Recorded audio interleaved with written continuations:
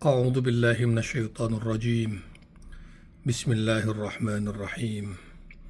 وأذن في الناس بالحج يأتوك رجالا وعلى كل ضامر يأتينا من كل فج عميق.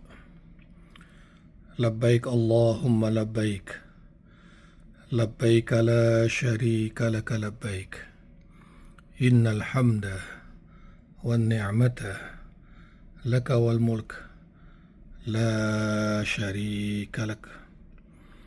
اللهم ارزقنا زيارة بيتك الحرام، وارزقنا زيارة قبر نبيك صلى الله عليه وسلم. اللهم إنا نسألك العفو والعافية والمعافاة الدائمة في الدين والدنيا والآخرة. اللهم سلمنا من آفات الدنيا وعذاب الآخرة وفتنتهما وبليتهما، إنك على كل شيء قدير. نسأل الله العظيم رب العرش العظيم أن تشفينا وتعافينا. اللهم اشفنا واشفي مرضانا ومرضى المسلمين، أنت الشافي لا شفاء إلا شفاؤك، شفاء لا يغادر سقما.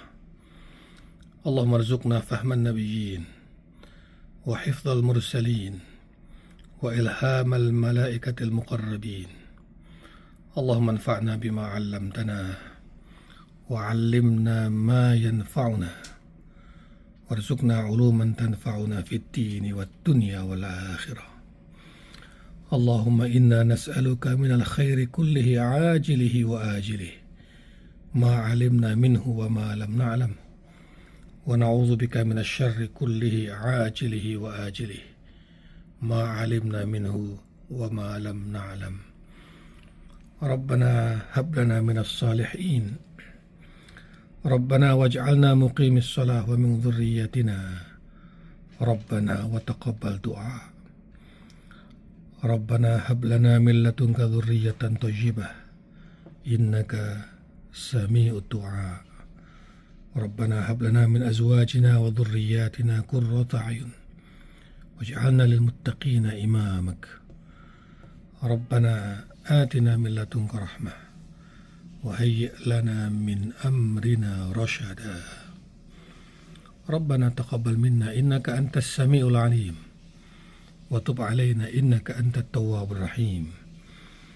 ربنا لا تؤاخذنا إن نسينا أو أخطأنا، ربنا ولا تحمل علينا إصرا كما حملته على الذين من قبلنا، ربنا ولا تحملنا ما لا طاقة لنا به، واعف عنا واغفر لنا وارحمنا، أنت مولانا فانصرنا على القوم الكافرين. اللهم اغفر لنا ولوالدينا وارحمهم كما ربونا صغارا، ولمشايخنا ولأبنائنا ولأهلنا ولمن أحسن إلينا، وللمسلمين والمسلمات والمؤمنين والمؤمنات الأحياء منهم والأموات، إنك سميع قريب مجيب الدعوات. يا قاضي الحاجات، يا مقلب القلوب، ثبت قلوبنا على دينك وعلى طاعتك وعلى محبتك. ربنا آتنا في الدنيا حسنة وفي الآخرة حسنة وقنا عذاب النار، وادخلنا جنة مع الأبرار يا عزيز يا غفار يا رب العالمين.